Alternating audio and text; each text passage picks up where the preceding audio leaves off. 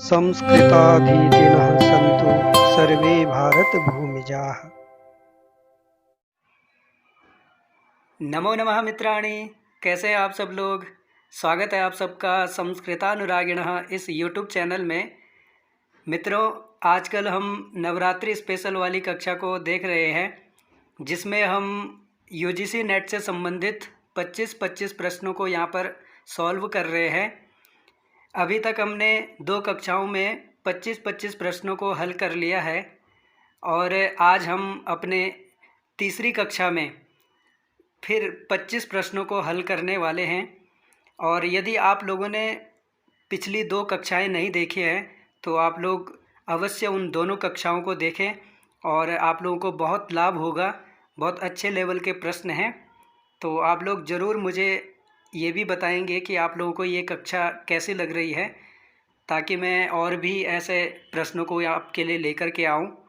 तो आप लोग मुझे कमेंट के माध्यम से बताएंगे और आपके कितने प्रश्न सही हो रहे हैं ये भी आप लोग ज़रूर बताएंगे। आपको ये प्रश्न बिल्कुल बड़े मन से करने हैं और बहुत अच्छे लेवल के प्रश्न हैं, इसलिए आप लोग बहुत ध्यान से करेंगे ताकि आपको लाभ हो सके और आप अपनी परीक्षा में सफल हो सकें। तो चलते हैं आज की अपनी कक्षा का पहला प्रश्न यहाँ पर प्रारंभ करते हैं।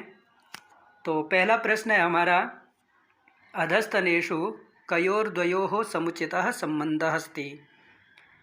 आप लोगों को यहाँ पे किन्हीं दो का समुचित संबंध है, वही आपको यहाँ पर चुनना है। किस किस का यहाँ पर संबंध सही है। अधिष्ठानात् कैवल्यार्थ अयुगपत प्रवृत्तेः समन्वयत्वात्। ये आयुगपत प्रवृत्ते नहीं, अयुगपत प्रवृत्तेः है, ठीक है। तो आप लोगों को ये बताना है किस किस का संबंध है। तो इसमें आपको सॉल्व करने का एक अच्छा तरीका है कि आप लोग इन जो ये नीचे ऑप्शन दिए हैं इनको देख करके कर सकते हैं। तो जैसे पहला ऑप्शन हमारा एक अधिष्ठानात्, उसमें 4 भी है, तो समन्वयत्वात्। तो अधिष्ठानात् और समन्वयत्वात् क्या इनका संबंध है? तो नहीं है, ठीक है। इन दोनों का संबंध नहीं बनता है, ठीक है। तो ये कट हो जाएगा। क्यों नहीं बनता है मित्रों? ये सांख्य कारिका का प्रश्न है। तो अधिष्ठानात् जो है वो पुरुष की सिद्धि का जो वहाँ पे कारिका में 5 कारण गिनाए गए हैं उसके अंतर्गत आता है। अधिष्ठानात् संघात प्रार्थत्वात् त्रिगुणादि विपर्ययात् अधिष्ठानात् भोक्तृभावात् कैवल्यार्थ प्रवृत्तेश्च, ऐसे करके वहाँ पे 5 कारण बताए हैं पुरुष की सिद्धि के लिए। तो ये अधिष्ठानात् वहाँ आता है। और समन्वयत्वात् जो है वो प्रकृति की अस्तित्व के जो 5 कारण बताए हैं उसके अंतर्गत आता है, इसलिए ये दोनों तो नहीं होंगे, ठीक है। अब चलते हैं दूसरा जो हमारा ऑप्शन है, इसमें भी 4 आ गया है, तो ये भी हमारा कट हो जाएगा, ये भी नहीं हो सकता है। तीसरा जो हमारा ऑप्शन है, 1 अधिष्ठानात् और 2 कैवल्यार्थ, तो ये हमारा बिल्कुल सही हो जाएगा। वो इसलिए सही होगा क्योंकि अधिष्ठानात् और कैवल्यार्थ जो है वो दोनों ही पुरुष की सिद्धि के कारण हैं, ठीक है। तो इस प्रकार हमारा सी ऑप्शन सही हो जाएगा। चलते हैं अपना अगला क्वेश्चन देखते हैं। पाकयागेषु कस्य यागस्य गणना न भवति। पाक यागों में किसकी गणना नहीं होती है, ये आपको बताना है। 7 पाक याग होते हैं। कितने होते हैं? 7 होते हैं। 7 पाक याग होते हैं और 7 हवि याग होते हैं और 7 सोम याग होते हैं। तो जो यहाँ पे 7 पाक याग हैं उसके अंतर्गत इन चारों ऑप्शनों में से एक नहीं आता है, वो आपको बताना है कौन सा नहीं आता है। शूलगवय, उपासना याग, अग्निहोत्र, अष्टका याग। तो आप लोगों को यदि 7 के 7 याग याद होंगे तो आपको पता चल गया होगा कि अग्निहोत्र जो है ये हवि याग के अंतर्गत आता है, ठीक है। बाकी शूल गवय याग, उपासना याग और अष्टका याग जो है वो पाक याग के अंतर्गत आते हैं, इसलिए हमारा ऑप्शन हो जाएगा तीसरा सही। अगला क्वेश्चन देखते हैं। चातुर्मास यज्ञस्य कति पर्वणि भवन्ति। ये पर्वाणि नहीं, पर्वणि होगा। तो चातुर्मास यज्ञ में कितने पर्व होते हैं, ये आपको प्रश्न पूछा जा रहा है। तो आप लोग बताएंगे 3 होते हैं या 4 होते हैं, 8 होते हैं या 7 होते हैं। तो आप लोग अगर प्रश्न या यही प्रश्न अगर आपको वहाँ परीक्षा में पूछा जाएगा तो आप लोग क्या बताएंगे, कितने होते हैं? 4 होते हैं। ठीक है, कौन कौन से होते हैं 4? पहला है आपका वैश्वदेव, पहला वैश्वदेव। दूसरा है आपका वरुण प्रकाश।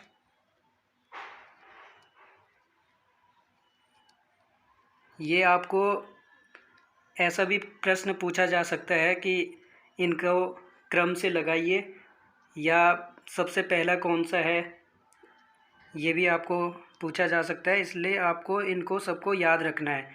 तीसरा साकमेद और चौथा आता है आपका सुनाश्रीय। ठीक है, सुनाश्रीय।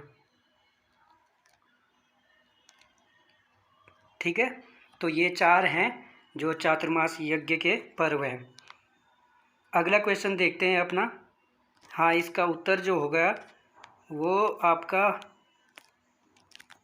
4 हो जाएगा, यानी कि 2।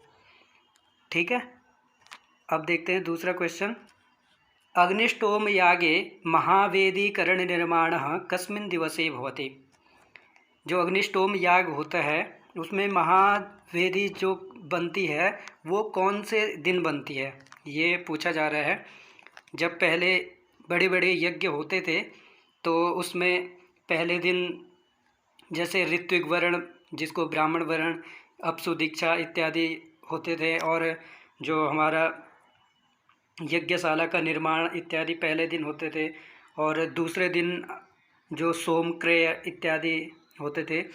तो तीसरे दिन हमारा क्या होता था, महावेदीकरण निर्माण होता था। ठीक है, तो कौन से दिन होता है, वो होता है तीसरे दिन। तो हमारा ऑप्शन तीसरा जो हो जाएगा सही हो जाएगा। ठीक है, अगला क्वेश्चन देखते हैं। अंगना लिंगना जन्य सुखमेव पुमर्थता कंटका दिव्यथा जन्यम दुखम निरय उच्यते। आपको ये बताना है कि ये श्लोक कहाँ पर वर्णन है, कहाँ आया है ये श्लोक, ये आपको बताना है। जैन दर्शन में, बौद्ध दर्शन में, चारवाक दर्शन में या मीमांसा दर्शन में। आपको सिर्फ इतना भी पूछा जा सकता है कि दुखम निरय उच्यते। ठीक है, ये कहाँ से लिया गया है, ये कहाँ आता है, किस दर्शन में आता है, ये पूछा जा सकता है। तो आप लोगों को जब याद होगा तभी आप बता पाएंगे। तो ये हमारा कहाँ से है, चारवाक दर्शन से है। ठीक है, अगर पूछा जाए तो आप लोग क्या बताएंगे, चारवाक दर्शन से है। अगला क्वेश्चन, अधस्तनेषु उचितम चिनुत। इनमें आपको उचित बताना है, कोई 2 उचित हैं। सुनोतु, सुनुते, सुनुताम, सुनवंती। ये स्वादि गण में जो हमारी पहली धातु है सु धातु, उसके रूप यहाँ पर पूछे गए हैं। तो कौन से 2 सही हैं और कौन से 2 गलत हैं। तो आपको धातु रूप भी याद होने चाहिए। और ऐसे ही अब पूछे जाते हैं, सीधा सीधा कौन से लकार का है ये नहीं पूछा जाता है, क्योंकि ये आत्मनेपदी और परस्मैपदी दोनों उभयपदी है। तो इसके जो होंगे दोनों के मिला करके पूछे जाते हैं अब। तो आप लोग समझ गए होंगे कि जो पहला हमारा है सुनोतु और सुनुताम, 1 और 3, 1 और 3 यहाँ पे हमारा सही हो जाएगा। क्यों होगा, क्योंकि सुनोतु हमारा लोट लकार प्रथम पुरुष एक वचन है, और सुनुताम ये भी हमारा लोट लकार प्रथम पुरुष है। लेकिन सुनोतु जो है वो परस्मैपदी में बनता है, परस्मैपद में, और सुनुताम जो है वो हमारे आत्मनेपद में बनता है। इसलिए ये दोनों हमारे सही हो जाएंगे, 1 और 3 सही हो जाएगा। अब सुनोतु और सुनुवंती नहीं, 2 सुनुते और सुनुवंती, दूसरा और चौथा हमारा इसलिए सही नहीं हुआ। सुनुते जो है लट लकार प्रथम पुरुष है आत्मनेपदी, और सुनुवंती जो है वो हमारा परस्मैपदी है, लेकिन ये बहुवचन का है। प्रथम पुरुष बहुवचन का, इसलिए ये सही नहीं होगा। ठीक है, तो आप लोगों को ऐसे ही बिल्कुल तैयार रखने हैं अपने पास।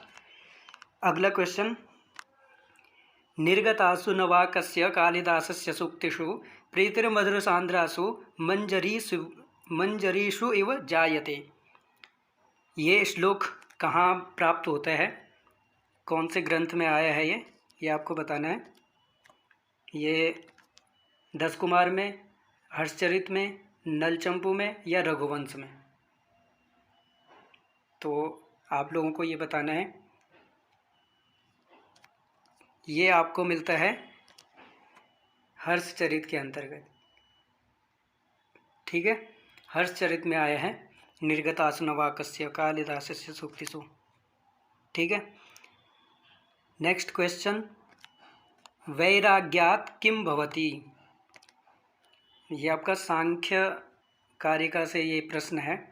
वैराग्य से प्रकृति लय होता है, अहंकार लय होता है, बुद्धि लय होता है या भूत लय होता है।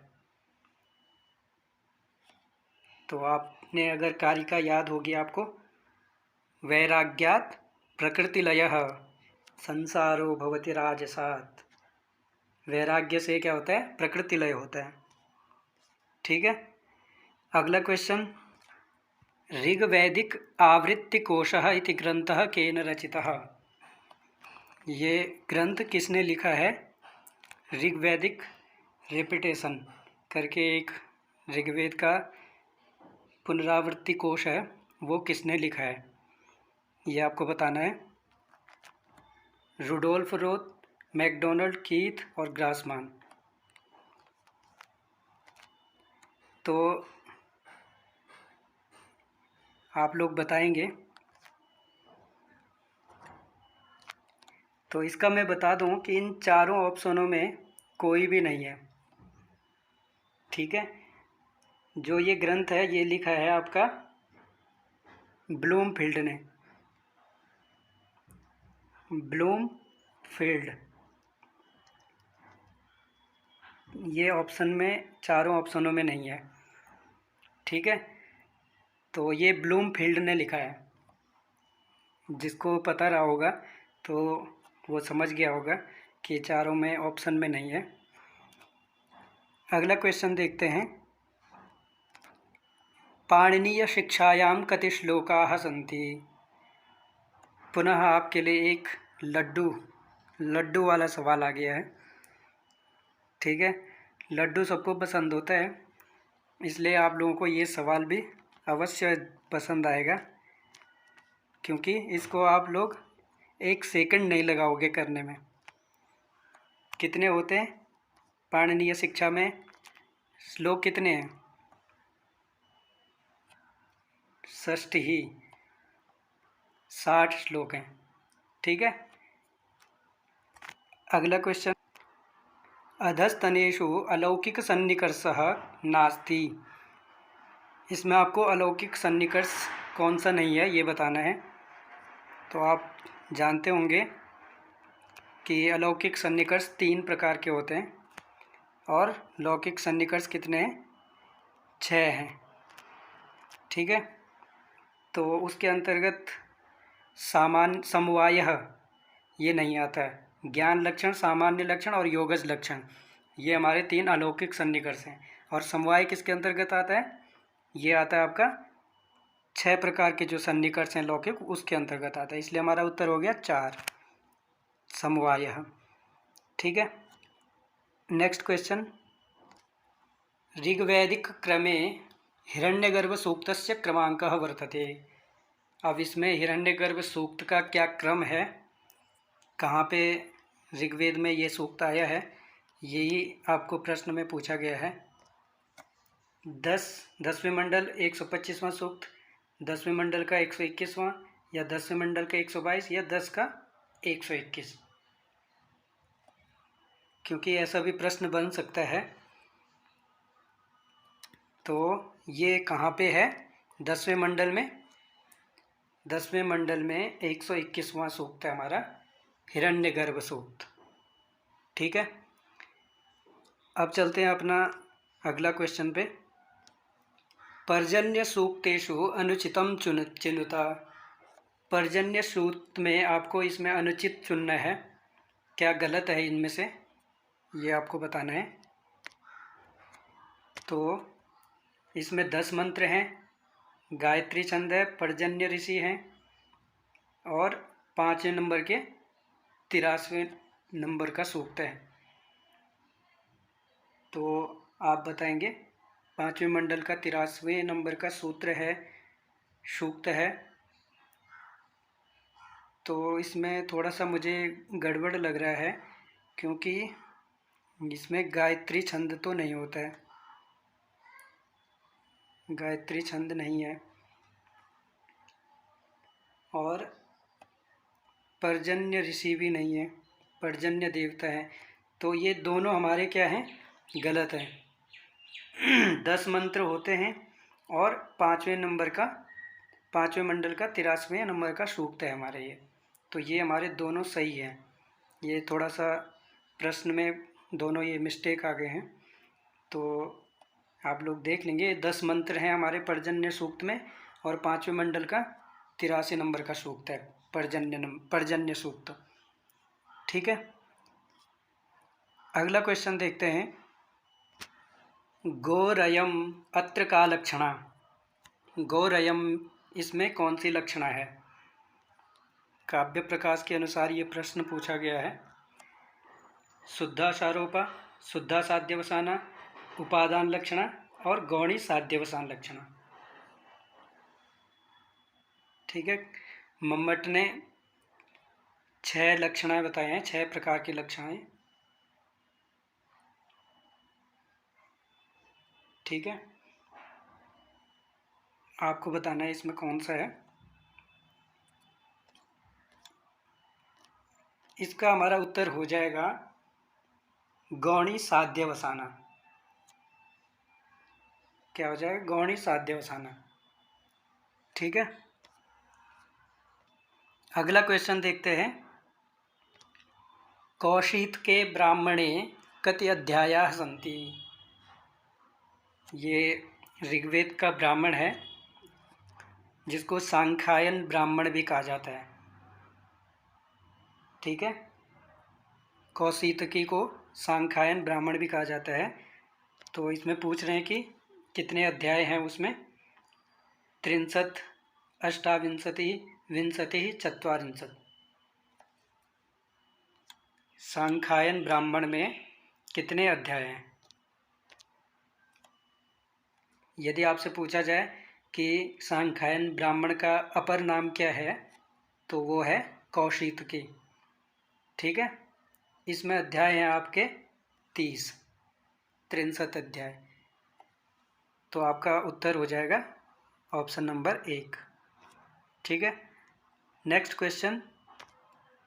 पारस्कर गृह्य सूत्रे पंचमहायज्ञः कस्मिन् कांडे वर्णितः।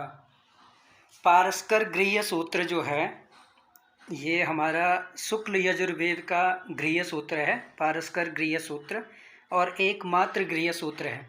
यदि आपसे पूछा जाए, क्योंकि अन्य जो हमारे जैसे कृष्ण यजुर्वेद है, तो कृष्ण यजुर्वेद में भी बहुत सारे गृह्य सूत्र हैं और ऋग्वेद में भी हैं, उसमें भी सामवेद में हैं। तो ये यजुर्वेद का एकमात्र पारस्कर गृह्य सूत्र है। ठीक है, तो आपको लोगों को ये ध्यान रखना है। पूछा जाए कि पारस्कर गृह्य सूत्र किस में आता है, तो शुक्ल यजुर्वेद में आता है। ठीक है, ऑप्शन में कृष्ण यजुर्वेद भी रहेगा, इसलिए आप लोगों को पता होना चाहिए शुक्ल यजुर्वेद का है। ठीक है, तो इसमें पूछा जा रहा है, सबसे पहले आपको ये पता होना चाहिए कि इसमें 3 कांड हैं। ठीक है, 3 कांड हैं और इन 3 कांडों में से पंचमहायज्ञ जो है, वो पंचमहायज्ञ आपके सिलेबस में लगा हुआ है। इसलिए वैसे पारस्कर गृह्य सूत्र से प्रश्न तो बहुत मुश्किल बनेगा, लेकिन पंचमहायज्ञ जो है वो आपके सिलेबस में है, इसलिए आपसे ये प्रश्न पूछा गया है। तो ये पंचमहायज्ञ हमारा दूसरे कांड में वर्णित है। ठीक है, तो हमारा उत्तर हो गया ऑप्शन नंबर 2। Next question. मांडव्य शिक्षा उपलभ्यते। मांडव्य शिक्षा कहाँ प्राप्त होती है, किस वेद की है मांडव्य शिक्षा? अगर यही प्रश्न आपका परीक्षा में पूछा जाए तो आप लोग क्या बताएंगे? ऋग्वेद में है, यजुर्वेद में है, सामवेद में है या अथर्ववेद में है? आराम से करिएगा। मांडव्य शिक्षा हमारी, ऐसे ही अन्य वेद, सभी चारों वेदों की अलग अलग शिक्षाएं हैं, तो कौन से वेद की कौन सी शिक्षा है ये आपको ध्यान रखना है। मांडव्य शिक्षा जो हमारी मिलती है वो यजुर्वेद के शुक्ल यजुर्वेद में मिलती है। ठीक है, शुक्ल यजुर्वेदीय शिक्षा है मांडव्य शिक्षा। अगला क्वेश्चन, अधस्तनेषु का गद्यात्मिका स्मृति ही। ये आपके स्मृति जो हैं, प्रमुख स्मृतियाँ लगे हैं आपके पाठ्यक्रम में, तो सामान्य परिचय में आपका लगा हुआ है। तो ये पूछ रहा है कि गद्यात्मक स्मृति जो है वो कौन सी है इनमें से, वो आपको बताना है। कात्यायनी स्मृति है, व्यास स्मृति है, अत्रि स्मृति है या गौतम स्मृति है? प्रश्न पूछा जा सकता है, हमारे सिलेबस में समाविष्ट है ये। तो ऐसा नहीं है कि याज्ञवल्क्य स्मृति और मनुस्मृति से ही प्रश्न आए। ठीक है, तो आप लोगों को हर तरफ से तैयार रहना है। तो ये गद्यात्मका स्मृति जो है वो हमारी गौतम स्मृति है। ठीक है, गद्यात्मक स्मृति कौन सी है? गौतम स्मृति है। तो आपसे आप लोगों को ये याद रखना है। ठीक है, कात्यायनी स्मृति नहीं है, व्यास स्मृति नहीं है, अत्रि स्मृति नहीं है। अत्रि स्मृति संभवतः गद्य और पद्य में दोनों में मिलती है। ठीक है, तो हमारा उत्तर हो गया गौतम स्मृति जो गद्यात्मक है। अब अगला क्वेश्चन देखते हैं। पश्यतो ब्रुवतो भूमेः हानिः डैश डैश डैश वार्षिकी। ये याज्ञवल्क्य स्मृति का प्रश्न है। तो वहाँ पे पूछा गया है कि पश्यतो ब्रुवतो भूमिः, और कितने की हानि होती है यदि आपकी कोई भूमि पर कब्जा कर रखा है और आप देखते हुए भी कुछ नहीं उसको बोल रहे हैं, चुपचाप देख रहे हैं, और वो तो कितने की हानि होगी? तो आप लोगों को याद होगा, पश्यतो ब्रुवतो हानिः विंशतिः वार्षिकी। कितने की हानि? विंशतिः। ठीक है, पश्यतो ब्रुवतो हानिः विंशतिः वार्षिकी और परेण भुज्यमानाय धनस्य 10 वार्षिकी। ऐसे करके एक श्लोक है याज्ञवल्क्य स्मृति में। तो इसका उत्तर हो जाएगा विंशतिः। अगला क्वेश्चन, देशादेशान्तरं याति सृक्किणी परिलेढि च ललाटं सुध्यते चास्य मुखं वैवर्ण्यमेति च। अयं श्लोकः कस्मिन् संदर्भे अस्ति? ये देशादेशान्तरं याति, देश देश भागता रहता है, और सृक्किणी परिलेढि च, और क्या करता है? अपनी जीभ को चाटता रहता है। ललाटम सुध्यते, माथा क्या हो जाता है? पसीना पसीना हो जाता है।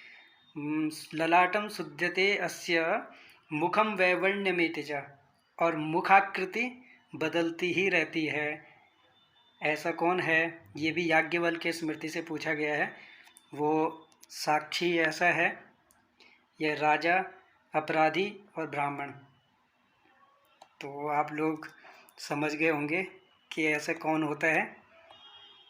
आप लोगों ने चोरी की होगी तो आपको पता लग गया होगा, क्योंकि जो अपराधी होता है, जो चोर होता है, वो क्या करता है? देश देश भाग जाता है। कोई भी कुछ भी कार्य करता है, कुछ चोरी वोरी करता है, तो लूटपाट करता है, तो कहीं से कहीं भागने लग जाता है। और अगर पकड़ा जाता है तो क्या करता है, जीभ को चाटता रहता है, श्रिक्किणी परिलेढ़िचा। ठीक है। और और क्या होता है उसके साथ, ललाटम शुद्धते, और पूरा माथा पसीना पसीने से हो जाता है वो, जब अगर उसको पकड़ा जाए, उसको पूछा जाए, और उसका जो मुख की आकृति होती है वो बदलती रहती है कि नहीं मैंने नहीं किया, मैंने नहीं किया, मैं तो बिल्कुल सच्चा हूँ। तो ये किसके लिए है, अपराधी के लिए, याज्ञवल्क्य की स्मृति में आया है। ठीक है, तो हमारा उत्तर हो गया अपराधी। अगला क्वेश्चन देखते हैं।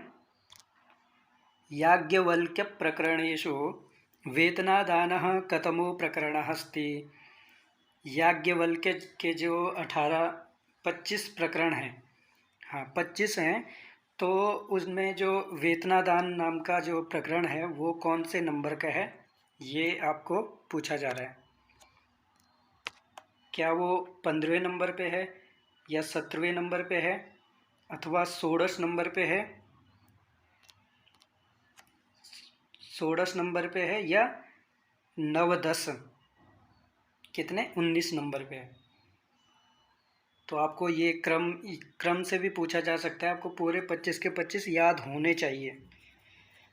ठीक है, इनका क्रम पूछा जाता है, ऐसे ही बीच से पूछा जाएगा। जैसे ये पूछा है कि वेतनादान कौन से नंबर का है, तो आप लोग बताएंगे।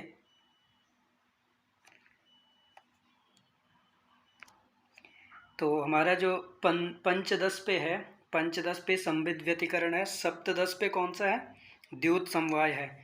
तो हमारा ये है वेतनादान, ऑप्शन नंबर तीसरा, 16वें नंबर का है, षोडश पे। ठीक है, 9 10 पे दंड पारुष्य है। तो आप लोगों को याद करने हैं ये। ठीक है, आपकी परीक्षा में देखने को जरूर मिलेंगे ऐसे प्रश्न। अगला क्वेश्चन देखते हैं। पृथुकार्तस्वर पात्रम भूषित निःशेष परिजनम देव विलसत्करेणुगहनम संप्रति समम आवयोः सदनम। ये इस श्लोक में कौन सा अलंकार है, ये आपको बताना है। श्लेष है, विभावना है, वर्ण श्लेष है, अथवा पद श्लेष है। तो इसमें कोई विद्वान राजा के पास गए हैं, तो राजा से वो कह रहे हैं कि हमारा समम आवयोः सदनम, हम दोनों का जो घर है वो एक जैसा है। तो ये उसमें गिनाता है, पृथुकार्त स्वरपात्रम भूषितनि शेष परिजनम देव। इसमें क्या है, श्लेष है, दोनों अलग अलग अर्थ निकलते हैं इसका। ठीक है, तो इसमें अलंकार जो है वो आपका है पद श्लेष अलंकार है। ठीक है, श्लेष के जो 8 प्रकार हैं उसके अंतर्गत पद श्लेष भी आता है। ठीक है, वर्ण श्लेष, पद श्लेष, लिंग, भाषा श्लेष, प्रकृति श्लेष इत्यादि, इनके आप जरूर लक्षणों को याद रखें कि कौन से श्लोक में कौन सा श्लेष है। तो यहाँ पे जो पृथुकार्थ स्वरप पात्रम है इसमें पद श्लेष है, तो ऐसे ही आपको सबके याद रखने हैं। ठीक है, तो चलते हैं अपना अगला क्वेश्चन देखते हैं। इसका उत्तर हो गया हमारा पद श्लेष। महाभारते जरासंधवधः कस्मिन् पर्वणि भवति। महाभारत में जो जरासंध वध हुआ है वो कौन से पर्व में हुआ है। तो इस प्रश्न से आप क्या समझे, इस प्रश्न से आपको ये समझना चाहिए कि जो 18 महाभारत के पर्व हैं उनमें कौन से पर्व में क्या क्या हुआ है, ये आप सबको पता होना चाहिए कि वन पर्व में क्या हुआ, सभा पर्व में क्या घटना घटी, विराट पर्व में क्या क्या हुआ, द्रोण पर्व में क्या हुआ। क्योंकि ऐसे प्रश्न हर बार पूछा जाता है कि वन पर्व में क्या होता है। ठीक है, तो यहाँ पे जरासंध वध कौन से पर्व में हुआ है, जरासंध वध हुआ है आपका सभा पर्व में। ठीक है, जरासंध वध और शिशुपाल वध ये दोनों इम्पॉर्टेंट हैं, ये सभा पर्व में होते हैं। ठीक है, तो और भी आपको देखने होंगे जितने पर्व हैं उनमें क्या क्या वर्णन हुआ है। ठीक है, अगला क्वेश्चन। इसमें आपको सुमेलयतु सुमेलित करने हैं। ये महाभारत के टीकाएँ हैं, तो आपको ऐसे टीकाओं को याद होना चाहिए आपको। रामायण की टीकाएँ, महाभारत की टीका और भी जैसे याज्ञवल्क्य की स्मृति की टीका कौन कौन सी हैं और किसने लिखी है। तो यहाँ पे महाभारत तात्पर्य निर्णय किसने लिखा है, महाभारत प्रकाशिका टीका किसकी है, तो ये आप क्रम से मिलाइए कौन से किसने लिखी है। ठीक है, तो महाभारत तात्पर्य निर्णय लिखा है हमारा आनंद तीर्थ ने। ठीक है, और महाभारत प्रकाशिका ये है आपकी सर्वज्ञ नारायण, विमल बोध, विषम श्लोकी, भारत भावदीप नीलकंठ, और बचा हमारा ज्ञान दीपिका देवबोधाचार्य।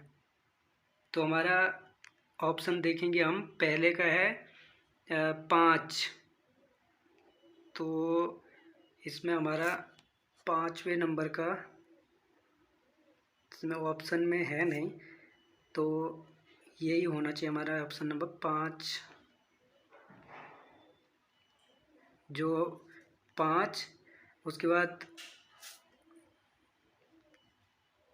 महाभारत प्रकाशिका है 1, विमल बोध है 3, भारत भावदीप है 4, और ज्ञान दीपिका आपका 2।